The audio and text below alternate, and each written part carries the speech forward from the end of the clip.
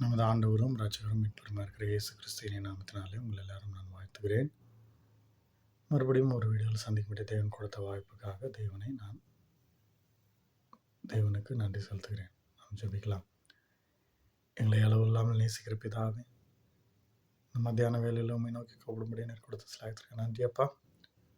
சத்தியத்தை சொல்லும்படியே நீர் கொடுத்த சிலாயத்திற்கு நன்றி சுவாமி. பேசுவதனால் நல்ல பரிசுத்தாகன்னு நீரே வெளிப்படும். இயேசு கிறிஸ்துவின் நாமத்தில் ஜெபிக்கிறேன் சொல்ல நல்ல பிதாவே, ஆமென். பிரியமானவர்களே, 1 தெசலோனிக்கர் 3:2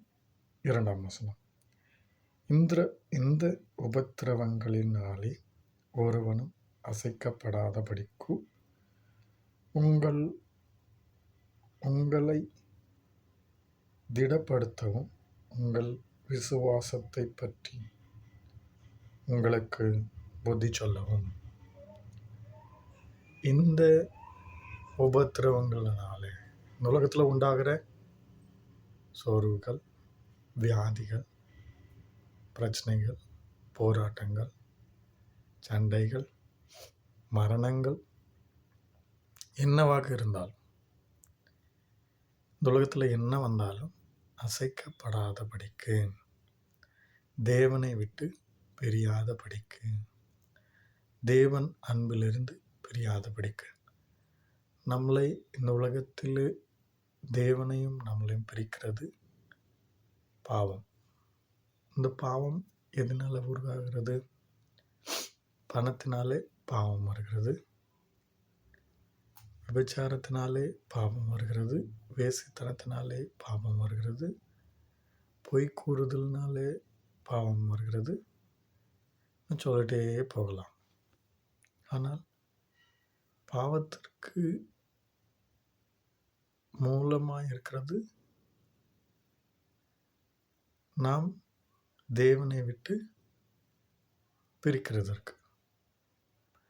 பாவம் செய்ய வைக்கிறது எதற்காக? பிசாசு தேவனை விட்டு நாம் பிரியும்படிக்காக.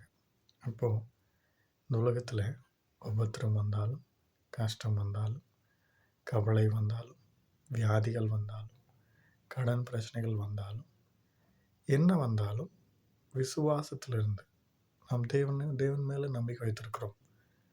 அவர் நமக்காக இந்த உலகத்திற்கு வந்தார், நமக்காக அவர் அடிக்கப்பட்டார், கைகளிலும் கால்களிலும் ஆணிகளால் அறையுண்டார், முள்கடத்தை சுற்றினார்கள், அவர் அங்கியை கிழித்தார்கள், அவர் மீது காரி துப்பினார்கள், நிந்தைகளையும் அவமானங்களையும் சகித்து அவர் மரித்து 3ஆம் நாள் உயிரோடு எழுந்து பரலோகம் போயிருக்கிறார். எதற்காக?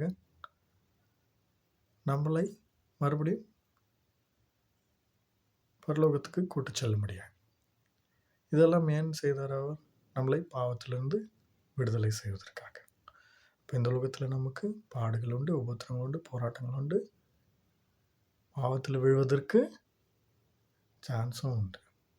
இப்போ இதில் எல்லாம் விடுபடணுன்னா நம்மளுக்கு ஒரே ஒருவர் தான் ஹெல்ப் பண்ண முடியும். யார்? அன்றாகிய இயேசு கிறிஸ்து.